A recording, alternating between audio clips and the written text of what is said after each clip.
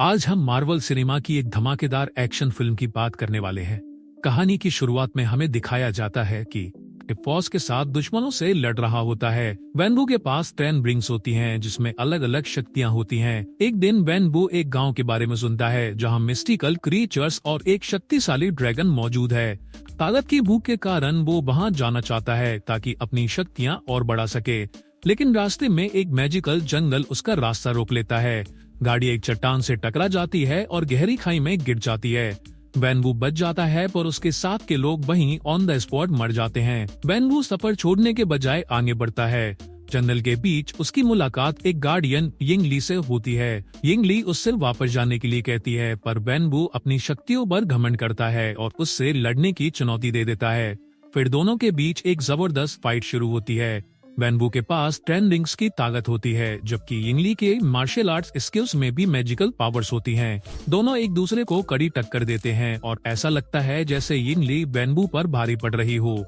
इस फाइट के दौरान वेनबू को यिंगली से प्यार हो जाता है। कुछ वक्त गुजरने के बाद वेनबू और यिंगली शादी कर लेते हैं। फिर कुछ साल बीत जाते हैं और हम देखते हैं यिंगली के छोटे बेटे शैंग-ची को, जिसे उसकी माँ कहानी सुना रही होती है कि कैसे उसके फादर एक महान वॉरियर थे और कैसे उन्होंने उसकी माँ से शादी की और फिर शैंग-ची का जन्म हुआ। यिंगली उसे तालो गांव के द ग्रेट प्रोटेक्टर यानी कि एक बड़े ड्रैगन के बारे में भी बताती है और उसके हाथ में एक लॉकेट देती है जिसमें एक ग्रीन मनी होती है और कहती है जब कभी भी अंधेरे में फंसोगे ये रोशनी तुम्हें रास्ता दिखाएगी। फिर सीन शिफ्ट होता है प्रेजेंट टाइम में। अब शैंग-ची बड़ा हो चुका है और कैलिफोर्निया में रहता है। उसने अपना नाम बदलकर शॉन रख लिया है और एक दिन उसे अपने घर एक पोस्ट कार्ड मिलता है जिसमें वही ड्रैगन बना होता है जिसका जिक्र उसकी माँ ने बचपन में किया था। अगले सीन में हम देखते हैं कि शॉन एक होटल के बाहर वैलेट की नौकरी कर रहा होता है, गाड़ियां पार्क कर रहा होता है और उसकी एक बेस्ट फ्रेंड भी होती है जिसका नाम होता है केटी। रात को दोनों अपने दोस्तों के साथ डिनर पर होते हैं जहां उनकी एक फ्रेंड उन दोनों का मजाक उड़ाती है लेकिन शैंग-ची और केटी को इस बात से कोई फर्क नहीं पड़ता क्योंकि दोनों अपनी लाइफ में खुश होते हैं। रात होने पर वो घर जाने का डिसाइड करते हैं पर इंसल्ट की वजह से थोड़ा अजीब महसूस कर रहे होते हैं। इसी वजह से वो सीधा घर जाने के बजाय एक बार चले जाते हैं।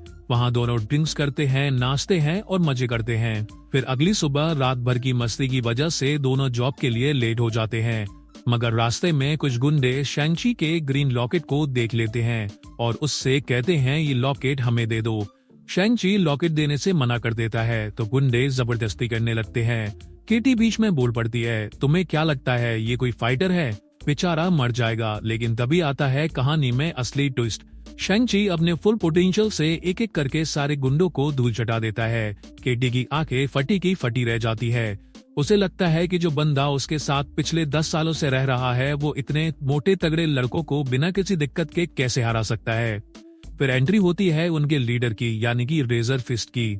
उसका एक हाथ कटा हुआ होता है पर उसके आगे एक डिवाइस लगा होता है जिसमें से एक बड़ी रेजर ब्लेड निकलती है जो एक तलवार की तरह काम करती है। वो शैंग-ची पर वार करता है और दोनों के बीच एक तगड़ी फाइट शुरू हो जाती है। एक तरफ लड़ाई हो रही होती है, दूसरी तरफ एक आदमी अपने फोन से फाइट की लाइव स्ट्रीमिंग कर रहा होता है। इस बीच बस का ब्रेक फेल हो जाता है और ड्राइवर भी गिरकर बेहोश हो जाता है। शैंग-ची केटी से कहता है, तुम बस को संभालो, मैं इनसे निपट लेता हूँ। फाइट के दौरान बस बीच में से डिवाइड हो जाती है। केटी किसी तरह बस कंट्रोल करने की कोशिश करती है मगर ब्रेक फेल होने की वजह से बस बेकाबू हो जाती है। रास्ते में कई गाड़ियों से टकराती है और फिर एक जगह जाकर रुक जाती है। शैंग-ची जब अपने गले की तरफ देखता है तो उससे समझ आता है कि उसका लॉकेट चला गया है, मतलब वो गुंडे जिस काम के लिए आए थे वो उसमें सफल हो गए। ये सब देखकर शैंग-ची को समझ आता है कि ऐसे 2 लॉकेट थे, एक उसके पास और दूसरा उसकी बहन चू शियालिंग के पास। अगर वो गुंडे एक लॉकेट लेने के लिए उसके पीछे आए थे तो जरूर उसकी बहन के पीछे भी जाएंगे। इसी वजह से शैंग-ची डिसाइड करता है कि उसे अपनी बहन को बचाने के लिए वापस जाना होगा। केटी कंफ्यूज होकर पूछती है, ये लोग कौन थे? तुमसे क्यों लड़ रहे थे? और सबसे बड़ी बात, तुम हो कौन? शैंग-ची फाइनली केटी को अपनी असल जिंदगी के बारे में बता देता है। जब उसकी माँ की डेथ हुई तो उसके फादर वेनबू ने उसे ट्रेन करना शुरू कर दिया। उसकी लाइफ सिर्फ ट्रेनिंग और फाइट्स में ही निकल गई। जब वो 14 साल का हुआ तो उसके फादर ने उसे उसका पहला मिशन दिया और वो कंप्लीट नहीं कर पाया।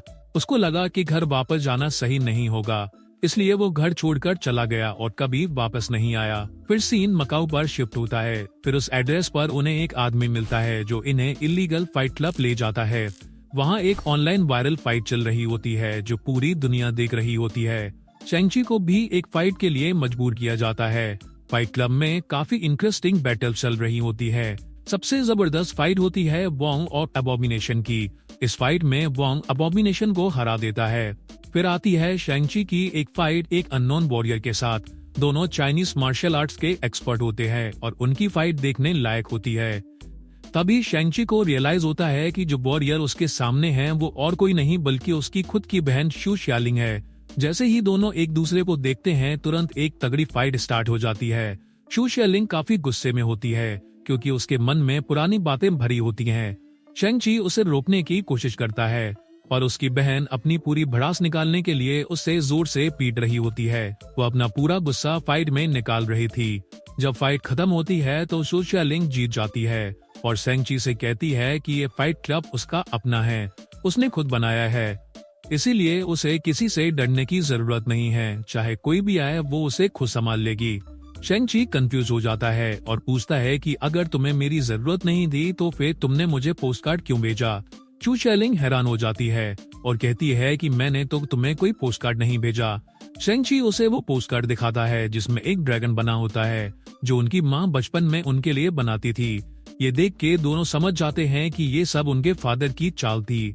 लेकिन तभी बिना वार्निंग के कुछ खास वॉरियर्स उन पर हमला कर देते हैं। शू शालिंग मौका देख के वहाँ से भाग जाती है और अब शेंगची और केटी अकेले 10 रिंग्स की आर्मी के सामने रह जाते हैं। तभी कुछ खतरनाक फाइटर्स अटैक कर देते हैं। शेंगची और केटी बैम्बू स्टिक्स के सहारे नीचे जाने की कोशिश करते हैं लेकिन 10 रिंग्स के फाइटर्स उन पर हमला करते हैं और बचने का कोई रास्ता नहीं छोड़ते। सिचुएशन काफी क्रिटिकल हो जाती है। ऐसा लगता है कि केटी नहीं बच पाएगी क्योंकि वो एक बैम्बू स्टिक के सहारे लटकी होती है और वो बैम्बू स्टिक कभी भी टूट सकती है। लेकिन जैसे ही बैम्बू स्टिक टूटती है शू शालिंग नीचे से आकर उसे पकड़ लेती है और अब शेंगची और उसकी बहन दोनों एक साथ मिलकर 10 रिंग्स की आर्मी के साथ लड़ने लगते हैं। लेकिन तभी डेथ डीलर आता है और शू शालिंग का लॉकेट चुराकर भाग जाता है। वो हेलीकॉप्टर में बैठने ही वाला होता है पर शेंगची उसे रोक लेता है। दोनों के बीच एक जबरदस्त फाइट शुरू हो जाती है। डेथ डीलर भी कुंफू का एक्सपर्ट होता है लेकिन शेंगची तो बचपन से ही हार्ड ट्रेनिंग ले रहा था, उस पर इसका ज्यादा असर नहीं पड़ता। वो डेथ डीलर को ऑलमोस्ट हरा ही देता है। लेकिन तभी वेनवू आकर बोलता है, मुझे पता है कि मेरा कोई भी आदमी तुम्हें नहीं रोक सकता, आखिर तुम मेरे बेटे जो हो। फिर वेनवू शेंगची, शू शालिंग और केटी को अपने साथ एक अनजाने गांव ले जाता है।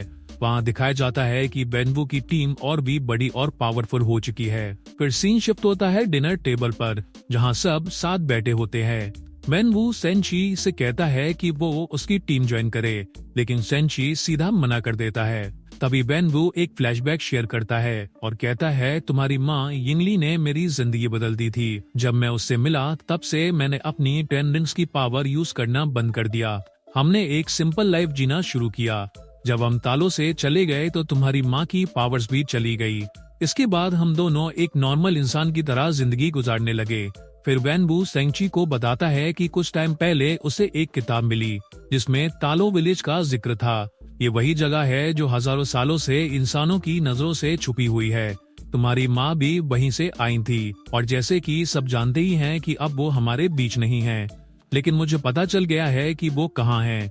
वो तालो विलेज के एक जादुई दरवाजे के पीछे बंद है और ये बात तुम्हारी माँ ने मुझसे खुद कही कि आकर मुझे छुड़ा लो। शेंगची को ये बात बिल्कुल भी सच नहीं लगती। इसी वजह से वेनवू वो दोनों लॉकेट जो उसने शेंगची और शू शालिंग से लिए थे एक ड्रैगन की आंखों में लगा देता है क्योंकि वो लॉकेट्स बिल्कुल उसी शेप के बने हुए होते हैं। जैसे ही वो लॉकेट्स ड्रैगन की आंखों पर लगाता है ऐसा लगता है कि ड्रैगन सच में जिंदा हो गया हो और पानी से वहां पर एक मैप बन जाता है। ये मैप एक सीक्रेट रास्ता दिखाता है जो सीधा तालो विलेज तक जाता है। मगर प्रॉब्लम ये थी कि कोई भी आम इंसान तालो तक नहीं पहुंच सकता। वहां का घना जंगल किसी भी आउटसाइडर को अंदर नहीं आने देता। अगर कोई जबरदस्ती अंदर आने की कोशिश भी करता है तो जंगल के पेड़ उसे वहीं मार देते हैं। लेकिन साल में एक दिन ऐसा होता है जब ये रास्ता सीधा हो जाता है और वो दिन बस 3 दिन बाद आने वाला है। वेनवू डिसाइड कर लेता है कि 3 दिन बाद वो अपनी पुरानी टीम लेकर तालो विलेज जाएगा और अपनी बाइक को छुड़ाकर वापस लाएगा, और अगर किसी विलेजर ने उसे रोका तो वो पूरे विलेज को ही जलाकर राख कर देगा। शेंची को ये बात सुनकर बहुत गुस्सा आता है। वो अपने फादर को रोकने की कोशिश करता है, मगर वेनवू नहीं मानता। दोनों के बीच एक फाइट हो जाती है। गुस्से में आकर वेनवू शेंची, शू शालिंग और केटी को एक जेल सेल में डाल देता है। अब इस सेल में ऑलरेडी एक बंदा मौजूद होता है जिसका नाम होता है ट्रेवर। उस सेल में एक मैजिकल क्रिएचर भी होता है जो अब तक ट्रेवर का पेट बन चुका होता है। इसका नाम मॉरिस होता है, जो काफी सुंदर और रंगीन है, मगर इसका कोई सर नहीं है। इस वजह से ये बोल नहीं सकता, लेकिन ट्रेवर को इसकी भाषा समझ आती है।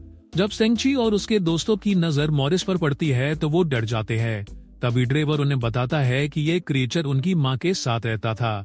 ये तालो से आया है और अब अपने घर वापस जाना चाहता है। अब ये सभी मॉरिस और ट्रेवर के साथ वहाँ से निकलने की प्लानिंग करते हैं। वो अपने पिता की कंपाउंड से गाड़ी चुराकर जेल से भाग जाते हैं। रास्ते में वेनवू के आदमी उन्हें रोकने की कोशिश करते हैं, लेकिन शेंची अपनी ड्राइविंग स्किल से सबको चकमा देकर वहाँ से निकल जाता है। इन सबको वेनवू अपने सीसीटीवी पर देख रहा होता है। उसे बहुत गुस्सा आता है और वो अपनी टीम को विलेज पर अटैक करने के लिए तैयार कर देता है। रास्ते में शेंची मॉरिस से पूछता है कि ये जंगल कैसे क्रॉस करेंगे, क्योंकि ये एक जादू वाला जंगल है। ट्रेवर कहता है कि वो इस जगह को 19% जानता है। शेंची मजाक में कहता है, वाह, 90% से तो हम वहाँ जल्दी पहुँच जाएंगे। ट्रेवर तुरंत कहता है, मैंने 90 नहीं 19 बोला था। काफी मुश्किलों के बाद ये लोग एक झरने तक पहुँच जाते हैं, जहाँ से निकलने के बाद उन्हें एक मैजिकल विलेज दिखाई देता है जिसमें कई अलग अलग अजीब और सुंदर क्रिएचर्स होते हैं। ये नजारा देखने में बहुत सुंदर लगता है। फिर ये लोग विलेज के अंदर पहुँचते हैं, जहाँ के एल्डर्स ऑलरेडी इनका रास्ता रोके खड़े होते हैं। वो कहते हैं कि जितनी जल्दी हो सके यहाँ से तुरंत चले जाओ। तभी एक लेडी आती है जिसका नाम जियांग नान होता है।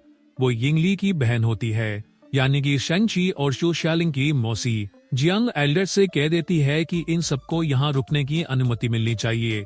शेंची उन्हें बताता है कि उसके पिता, जिनके पास 10 रिंग्स की शक्ति है, इस विलेज की तरफ आ रहे हैं।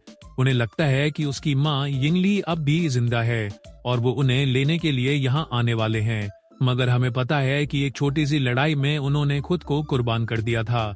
लेकिन मेरे पिता इस बात को नहीं मानते। अगर उन्हें मेरी माँ नहीं मिली तो वो पूरे विलेज को खत्म कर देंगे। जियांग नान सबको तालो की हिस्ट्री बताती है। वो कहती है कि हजारों साल पहले एक ड्वेलर इन डार्कनेस नाम का बड़ा राक्षस यहाँ हमला कर चुका था। उसका काम लोगों की आत्मा को चुरा लेना था। एक दिन उसकी पूरी आदमी ने विलेज को तबाह कर दिया और इंसानों की दुनिया पर भी अटैक करने का प्लान बनाया। उस राक्षस को रोकने के लिए हमारे पूर्वजों ने 11 वॉरियर्स की एक टीम भेजी थी, मगर ड्वेलर इन डार्कनेस की डार्क पावर्स के सामने वो टिक नहीं पाए। तब हमारे द ग्रेट प्रोटेक्टर यानी कि ड्रैगन ने अपनी शक्तियों से उसे एक बड़े जादू वाले दरवाजे के पीछे कैद कर दिया। तब से लेकर आज तक वो राक्षस उसी दरवाजे के पीछे बंद है। हम सब यहाँ तालो विलेज में इस दरवाजे की रक्षा कर रहे हैं ताकि वो दोबारा न खुल सके। जियांग नान उन्हें ये भी बताती है कि ड्वेलर इन डार्कनेस तुम्हारे पिता को भ्रम में डाल रहा है। वो तुम्हारी माँ के रूप में उन्हें बुला रहा है ताकि वो इस दरवाजे को तोड़ दें, क्योंकि अगर एक बार ये ड्वेलर इन डार्कनेस इस दुनिया में फिर से आ गए तो उन्हें कोई नहीं रोक सकता। फिर जियांग नान शेंची और शू शालिंग को उनकी माँ का एक गिफ्ट देती है। ये गिफ्ट एक खास तालो विलेज की ड्रेस होती है जो सिर्फ वहाँ के वॉरियर्स पहनते हैं। इसके बाद ये तीनों वॉर की ट्रेनिंग शुरू कर देते हैं। शू शालिंग को एक रस्सी में लगा न्यूक्लियर वेपन दिया जाता है जो दूर से अटैक करने में काफी पावरफुल था। केटी को एक तीर धनुष मिलता है। फिर बारी आती है शेंची की। वो देखता है कि उसकी मौसी बहुत ही अच्छी फाइटर हैं। शेंची उनसे कहता है, क्या आप मुझे ये कला सिखा सकती हैं? जियांग नान उसकी ट्रेनिंग शुरू करती है। अगर वेनवू के हजारों दुश्मन थे, जब वो घर पर नहीं था तब कुछ दुश्मनों ने यिंगली पर हमला कर दिया। उस वक्त छोटा शेंची भी वहाँ था, पर उसकी माँ ने उससे कहा कि दूर रहो, मैं सबको हैंडल कर लूंगी। मगर उस लड़ाई में यिंगली मारी गई। जब वेनवू वापस आया और उसने अपनी वाइफ को मरा हुआ पाया तो उससे वो रहा नहीं गया। गुस्से में उसने पता लगाया कि किसने ये अटैक किया था और अपने दुश्मनों तक पहुंच गया। अब वेनवू ने अपनी 10 रिंग्स वापस पहन ली थी और अब वो अपने बेटे शेंची को भी अपने साथ ले गया। अपने बेटे के सामने उसने अपने दुश्मनों को सजा दी और उसे एक ही बात सिखाई कि अगर तुम मजबूत नहीं बनोगे तो दुनिया तुम्हें मिटा देगी। शेंची अकेला बैठा होता है, तभी केटी वहां आ जाती है। शेंची उसे बताता है कि उसने अपनी माँ के कातिल को मार दिया था, मतलब वो अपने मिशन में सक्सेसफुल हो गया था। करने के बाद भी उसने वापस घर जाना सही नहीं समझा और घर से भाग गया। अगले दिन सुबह वॉरियर्स फाइट के लिए तैयार होते हैं और साथ ही मैजिकल क्रिएचर्स भी दिखते हैं। तभी वेनवू अपनी 10 रिंग्स आर्मी के साथ वहां पहुंचता है। विलेज के एल्डर्स उसे रोकने की कोशिश करते हैं, पर वेनवू गुस्से में बोलता है, चुप हो जा बुड्ढे, मैंने तेरी जितनी नहीं तेरे से 10 गुना ज्यादा जिंदगियां जी हैं। फिर दोनों तरफ की आर्मी एक दूसरे पर टूट पड़ती है और जबरदस्त फाइट शुरू हो जाती है। वेनवू की टीम भी स्ट्रॉन्ग थी, पर टालो के वॉरियर्स के पास भी पावरफुल वेपन्स थे जो उन्हें ज्यादा स्ट्रॉन्ग बना रहे थे। लेकिन जैसे ही वेनवू आगे बढ़ता है, उसका रास्ता शेंची रोक लेता है। वेनवू कहता है, मेरे रास्ते से हट जाओ। शेंची जवाब देता है, आप जानते हो कि आप मुझे हरा सकते हो, पर एक बात आपको भी माननी पड़ेगी कि उस दरवाजे के पीछे माँ नहीं है। उस दरवाजे के पीछे ऐसे खतरनाक दैत्य हैं जो लोगों की आत्मा खा जाते हैं। अगर ये दरवाजा एक बार खुल गया तो ना जाने कितने ही दैत्य हमारी दुनिया में आ जाएंगे और सब कुछ बर्बाद कर देंगे, कोई भी नहीं बचेगा।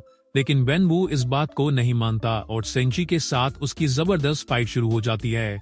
वेनवू अपनी 10 रिंग्स की पावर से शेंची पर अटैक करता है, जिस वजह से शेंची पानी में गिर जाता है। फिर वेनवू सीधा उस दरवाजे के पास जाकर जोर जोर से मुक्के मारने लगता है और फाइनली वो उसमें कामयाब हो जाता है। जैसे ही दरवाजा खुलता है, अंदर से बड़े बड़े ड्वेलर इन डार्कनेस दैत्य बाहर आने लगते हैं। ये देखकर रेजर फिस्ट और ज़िंगनान भी डर जाते हैं। ज़िंगनान सबको समझाती है कि अगर दोनों टीम्स एक दूसरे से लड़ते रहे तो ये दैत्य हमारा फायदा उठाकर सबको खत्म कर देंगे, इसलिए सभी को मिलकर उनका सामना करना होगा। फिर दोनों टीम्स मिलकर एक साथ दैत्यों से लड़ने लगती हैं। इसी बीच शेंची पानी के अंदर गहराई तक पहुंच चुका होता है, जहां उसकी मुलाकात द ग्रेट प्रोटेक्टर यानी कि ड्रैगन से होती है। ड्रैगन उसकी जान बचाकर उसे वापस सरफेस पर ले आता है। अब शेंची और द ग्रेट प्रोटेक्टर मिलकर दैत्यों से फाइट करने लगते हैं। ज़िंगनान शेंची से कहती है कि जल्दी जाकर अपने फादर को रोको, क्योंकि अगर सबसे बड़ा दैत्य बाहर आ गया तो कोई भी उसके सामने नहीं टिक पाएगा। शेंची बिना टाइम वेस्ट किए वेनवू के पास पहुंचता है और दोनों की फाइट दोबारा स्टार्ट हो जाती है। पर इस बार ट्विस्ट ये था कि शेंची अपनी माँ की फाइटिंग स्टाइल यूज करता है, बिल्कुल वैसे ही जैसे कभी उसकी माँ ने वेनवू को हराया था। एक मोमेंट आता है जब 10 रिंग्स का कंट्रोल धीरे धीरे शेंची के हाथ में आने लगता है, लेकिन तभी एक बड़ा ड्वेलर इन डार्कनेस वेनवू पर हमला कर देता है। एक शक्तिशाली दैत्य उसका गला पकड़ लेता है और धीरे धीरे उसकी आत्मा खींचने लगता है। वेनवू वहीं पर अपनी आखिरी सांस लेता है और उसकी कहानी खत्म हो जाती है। इससे पहले शेंची को समझ पाता सबसे बड़ा ड्वेलर इन डार्कनेस अब पूरी तरह से आजाद हो चुका होता है, पर अब द ग्रेट प्रोटेक्टर यानी कि ड्रैगन भी एक्शन में आ चुका होता है। वो तेजी से उड़कर उस ड्वेलर इन डार्कनेस का सामना करने लगता है। यहाँ एक जबरदस्त बैटल शुरू हो जाती है। एक तरफ द ग्रेट प्रोटेक्टर जो टालों की रक्षा कर रहा था और दूसरी तरफ ड्वेलर इन डार्कनेस जो दुनिया को तबाह करने के लिए आजाद हो चुका था। लेकिन फाइट के दौरान ड्वेलर इन डार्कनेस इतनी आत्माएं खा चुका होता है कि अब वो ड्रैगन की सोल को भी खींचने लगता है। जैसे ही वो दी ग्रेट प्रोटेक्टर की ताकत चुराने लगता है, शेंची उसे बचाने के लिए आगे बढ़ता है। लेकिन तभी एक चमत्कार होता है। कैटी एक तीर चलाती है जो सीधा उसी जगह जाकर लगता है जहां से ड्वेलर इन डार्कनेस सभी आत्माएं खींच रहा होता है। तीर लगते ही ड्वेलर इन डार्कनेस का ध्यान हट जाता है और दी ग्रेट प्रोटेक्टर छूट जाता है। ये देखकर ड्रैगन अपनी पानी वाले पावर्स का यूज करता है और ड्वेलर इन डार्कनेस को लपेट लेता है। अब शेंची अपने 10 रिंग्स का पूरा इस्तेमाल करता है। वो उन्हें एक एक करके ड्वेलर इन डार्कनेस के अंदर भेजता है और फिर अपनी पूरी ताकत से रिंग्स का एक्सप्लोजन करता है। तभी एक तेज चमक होती है और एक जोर का धमाका होता है और फिर सब कुछ शांत हो जाता है और अब सबसे बड़ा ड्वेलर इन डार्कनेस हमेशा के लिए खत्म हो चुका होता है। इसके साथ ही एक जबरदस्त बैटल खत्म हो जाती है। नेक्स्ट सीन में शेंची और केटी वापस कैलिफोर्निया पहुंच चुके होते हैं। वो अपने दोस्तों के साथ टालो में जो कुछ भी हुआ उसके बारे में बात कर रहे होते हैं, मगर उनके दोस्तों को ये सब एक मजाक लगता है और तभी अचानक से एक पोर्टल खुलता है और उसमें से अपनी तिलिस्मयी शक्ति का यूज करते हुए वोंग निकलता है। और वो कहता है हमें तुम्हारी जरूरत है, जल्दी हमारे साथ चलो। शैंग-ची और केटी एक दूसरे के तरफ देखते हैं और बिना सोचे समझे वोंग के साथ चले जाते हैं। उनके दोस्तों के चेहरे पर बस एक शॉक्ड एक्सप्रेशन होता है। उन्हें अब तक यकीन नहीं होता कि जो भी उन्होंने सुना वो सब सच था। तो दोस्तों, कैसी लगी ये वीडियो कमेंट में जरूर बताएं। अगर वीडियो अच्छा लगा हो तो लाइक करें और चैनल को सब्सक्राइब करें। हम मिलते हैं आपसे अगली वीडियो में। धन्यवाद।